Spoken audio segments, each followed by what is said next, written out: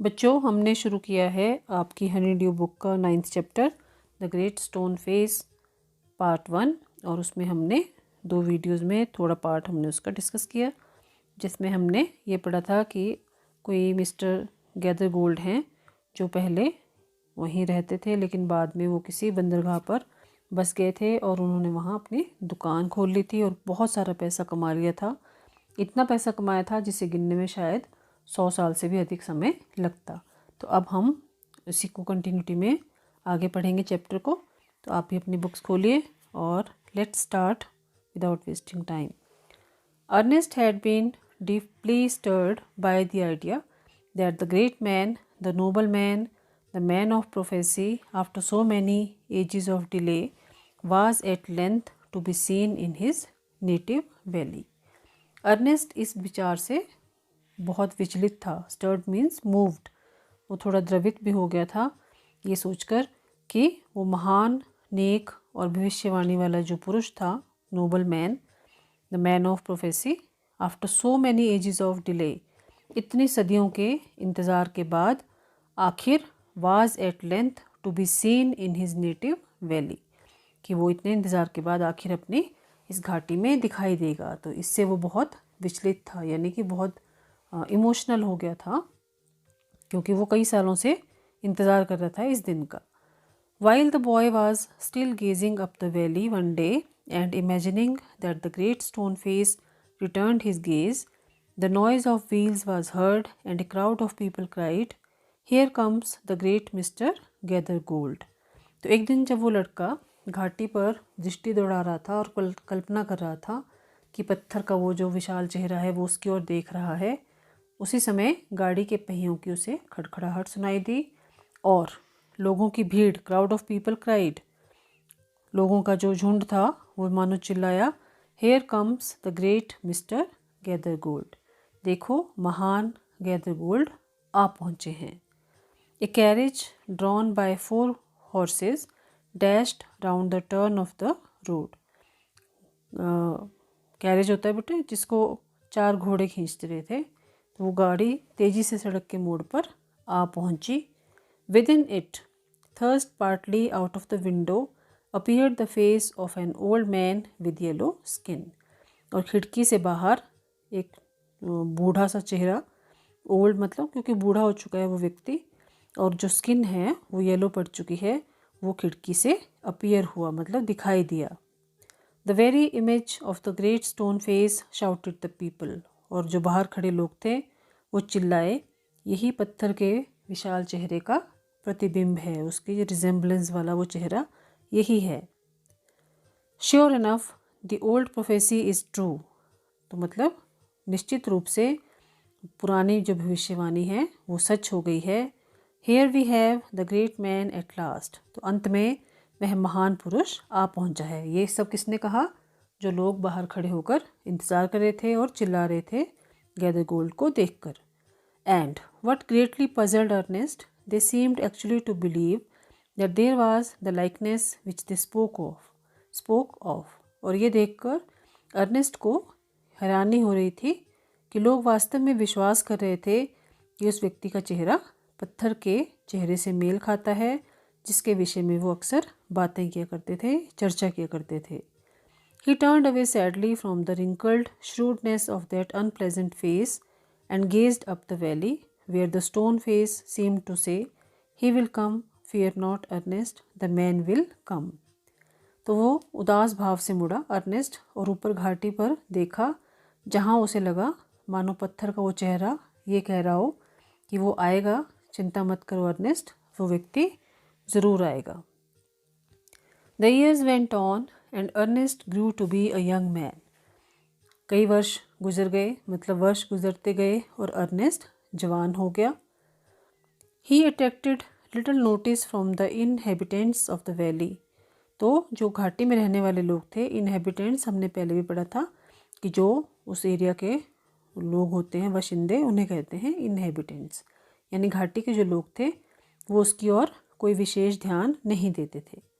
They saw nothing remarkable in his way of life except that when the labor of the day was over, he still loved to gaze upon the great stone face. लोगों को उसके जीने के तरीके में कोई विशेष बात दिखाई नहीं देती थी, सिवाय इसके कि जब दिन भर के काम की समाप्ति के बाद वो अभी भी उस विशाल पत्थर के चेहरे को निहारता रहता था। Their idea was that this was a folly. उन्हें लगता था कि ये सब मतलब मूर्खता है, बट पार्डनेबल, पर क्षमा योग्य मूर्खता है, because Ernest was industrious, kind and neighbourly.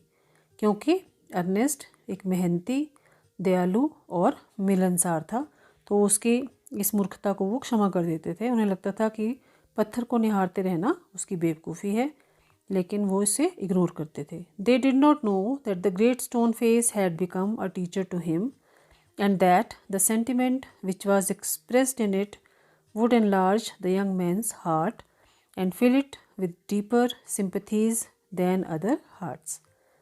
तो वो ये बात नहीं समझ सकते थे कि जो पत्थर का वो विशाल चेहरा है वो उसका एक टीचर बन गया, शिक्षक बन गया है, और जो भाव इसमें व्यक्त किए गए हैं वो इस युवक को एक बड़े हृदय वाला, विशाल हृदय वाला बना देगा और उसे बाकी लोगों के अपेक्षा सहानुभूति से भर देगा। उसके अंदर मतलब वो बहुत सिंपथाइज करता था लोगों के साथ, उसके मन में दूसरों के प्रति प्रेम भाव था, हमदर्दी थी।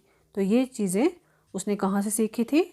उस विशाल चेहरे से जो पत्थर पर उन्हें दिखाई देता था। दे did not know that from this would come a better wisdom that could be learn from books.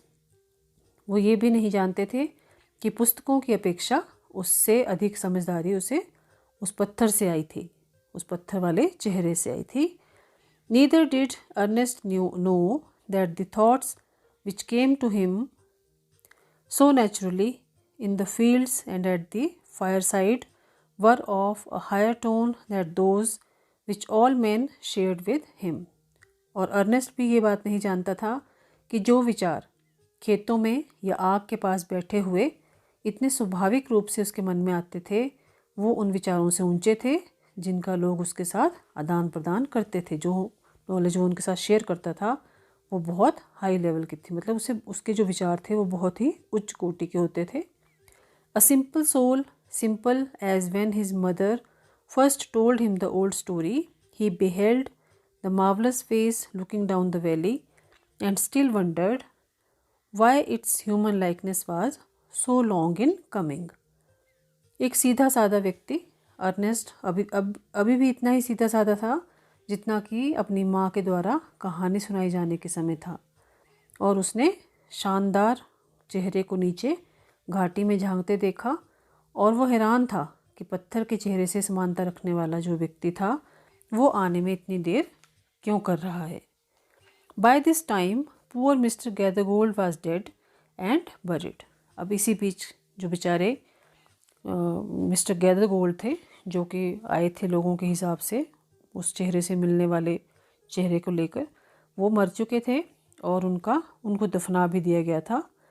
His wealth, which was the body and spirit of his existence, had disappeared before his death. उनकी जो संपत्ति, जो उनके शरीर तथा आत्मा के अस्तित्व का आधार थी, वो उनकी मृत्यु से पहले ही उनका साथ छोड़ गई थी, यानी पैसा भी उनका ख़त्म हो चुका था। Since the melting away of his gold, it had been generally agreed that there was no great likeness after all between the ruined merchant and the majestic face upon the mountain. और जैसे ही उनकी संपत्ति ख़त्म हो गई, जब उनके पास कुछ न रहा, तो लोग अब ये मानने लगे कि उस कंगाल व्यापारी और उस पर्वत पर स्थित चेहरे में ज़्यादा अधिक समानता नहीं है। मेजेस्टिक मतलब जिसमें जादू हो, रूइंड मर्चेंट जो बर्बाद हो चुका व्यापारी जिसका सब कुछ ख़त्म हो चुका है। तो बच्चों, आज हम इस चैप्टर को यहीं पे ख़त्म करेंगे।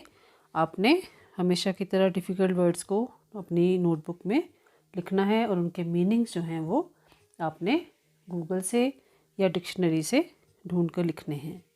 अपना ध्यान रखना है और घर पर रहकर अच्छे से पढ़ाई करनी है, और अगले पार्ट की तैयारी आपने अभी से शुरू कर देनी है। ठीक है बच्चों, अपना ध्यान रखें।